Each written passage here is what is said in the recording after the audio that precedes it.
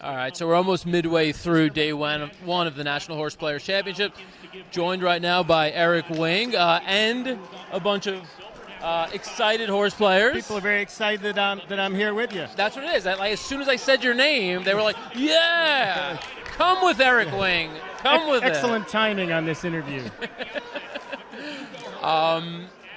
So that's what this is like, right? Every 10, 15 minutes or so, we'll get bursts of noise. It was a little quiet earlier in the day, but now as we get into these mandatory races and people holding those optional races, those optional plays, now's when we'll start hearing a bit more noise. Yeah, and the mandatory races are really hitting their stride. And B, it's a pretty tight leaderboard, so nobody's blasting out front. A lot of people still feel like they're in contention, so even just, catching second with a horse can mean a lot to people as they jockey for position. The winner at the end of today is assured of a $10,000 Breeders' Cup Betting Challenge entry, so that's certainly on the line, as well as a good placing heading into day two. So there's a lot to get excited about out here. So let me ask you something. You mentioned to me that you were here at the first NHC. That's 21 years ago now? Yes, MGM Grand. We had 3 of them there. Okay. I want you to do the comparison then and now, but first, I've only been to 3 of them. And what I've noticed, this being my third one, this feels like a younger room. I feel like I see younger players. Am I imagining that, or what do you know about that? I haven't thought about that, but since you bring it up, my gut reaction is that. Or are we just getting older? Well, that's a given. Especially in my case, Dan. I don't know about that. No, you're about 20 years my junior, but no, I think it does feel that way, which is a good sign. It's a good sign. I think, for all the difficulties that the racing industry has had here and there, contest play over the last 10 years, kind of most obviously via the NHC, has been a real growth area.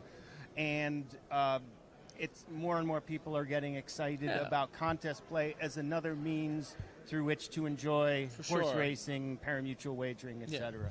For sure. We've heard the comparisons made between this and the World Series of Poker.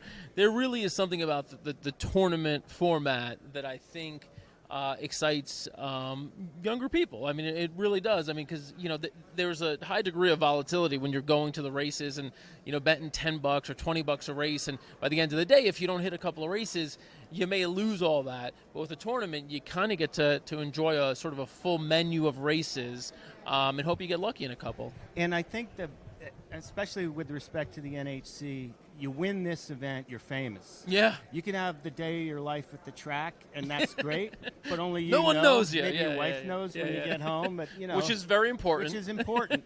But, it's been said people would rather be famous than rich, and I think the sizzle of the NHC, there were pictures around the room where the NHC champs are almost given this, the same status as, I don't know if you've ever been to a World Series of Poker, but they really celebrate their winners.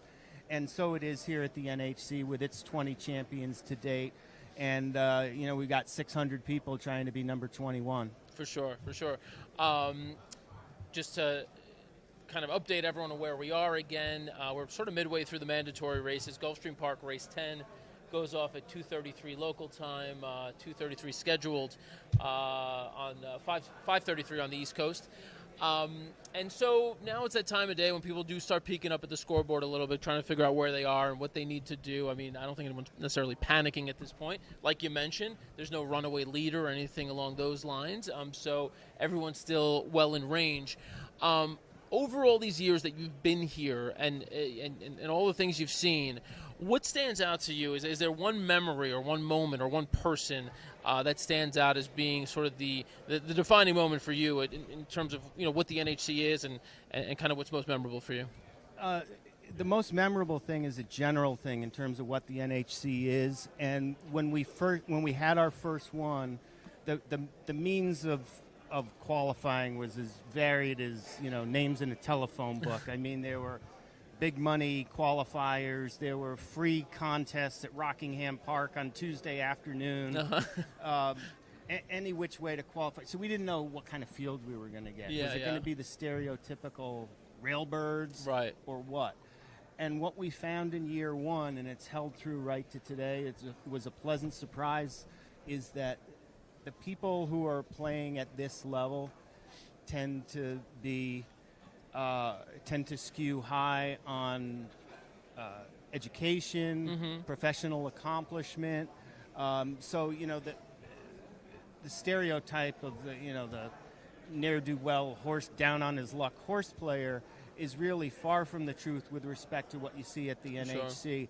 And not only is that true today in 2020, it was true in 2000 at the very first one, and that's it's been a pleasant surprise, and it shows the. We we like to think of horse racing as sort of the thinking man's wager, and that's really proved out here. I think in contest play in general, and then at the NHC in particular. Awesome. I do have to call you out on the bow tie. As you know, I'm a bow tie guy, and you know that anybody watching knows that you did not tie that bow tie. Oh no, it's a hook on. Got to call you out on it, brother. Do you know how to tie a bow tie? Absolutely not. I wear one 3 days a year, this being one of the three, the other two being tomorrow and Sunday. Okay. I can help you out with that. But look, I judge you. You could judge me. I just refreshed the Harvard Yale game. By the way, where's Steven? Is he still around? It's now 21-20. Yale's got a good team this year. What are they losing at home for? I don't know why they're losing at home. But, just to give us added stress here, we played a fairly significant bet on Yale. And I can't find my ticket either, so even if we win. You have to be given a lot of points with Yale, I would think. Only 5.5. Okay. Not bad. Not insignificant in an Ivy League basketball game, but I get you. I wish you luck. You got 3/4 of the game to go, it looks like. Every shot is a moment for me. When you're here, I know you're busy working, but let's assume that after things wrap up, at the end of the day, you go down to the casino. What are you going to do? You're going to play the tables? You're going to make a sports bet? What do you do? I'm not much of a table game player. I like to play. Other than the races, I like to bet sports. I love betting futures, but I tried to do some of that before everybody got in town because there are a lot of smart horse players here who might like some of the same horses I do. Right. And then I'm a little, just basically a beer and a ball game with a small bet for me. I'm not a blackjack player, or I'm bored by blackjack. I used to be big into poker, but as I get older, I find it hard to play well for long periods of time. Yeah. You do need to really dedicate and devote like a 6-hour block if you're going to be playing poker. Not that I'm that old, but as I get a little older, it's a little like after a couple of hours, I'm not only can I remember who raised, I can't remember my hole cards. So we got to get you a drink. This game may not be for me anymore. Is that drink closed? Get this man a drink.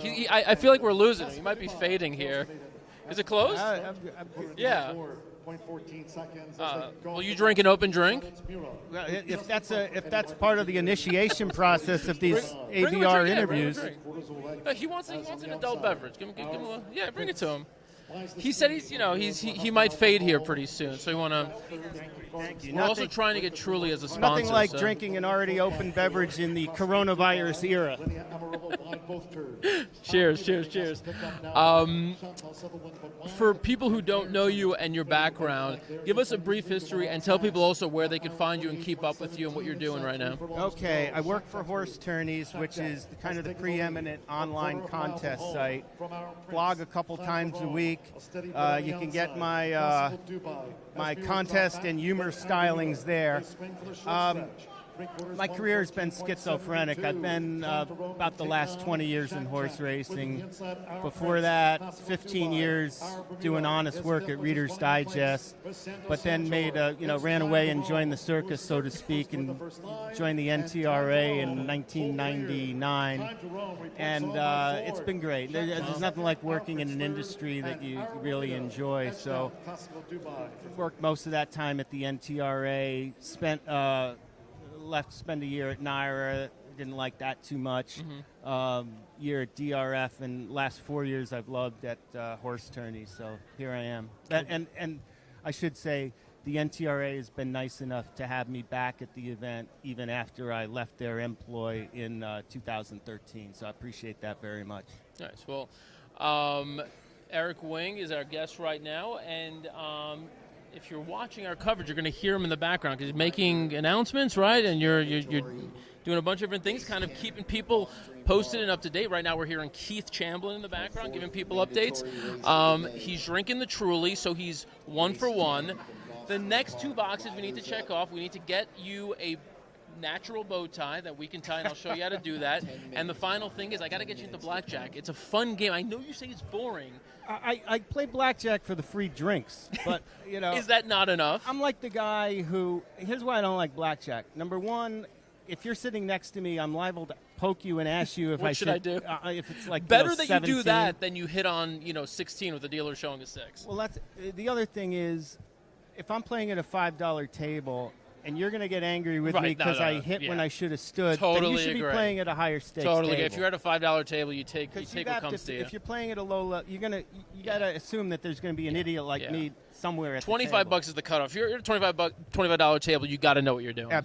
Exactly. Yeah. Right. And that's why can't get mad at you if you're at the $5. If I'm at the $5 table with you and you make a mistake. Right. So anyhow, we'll get to that. Bow ties, blackjack, and more Truly. So thanks for taking a few minutes with us. It was great having you on, brother. Yeah. Best of luck the rest of this weekend, all right? Thank you. Thanks for being here. All right.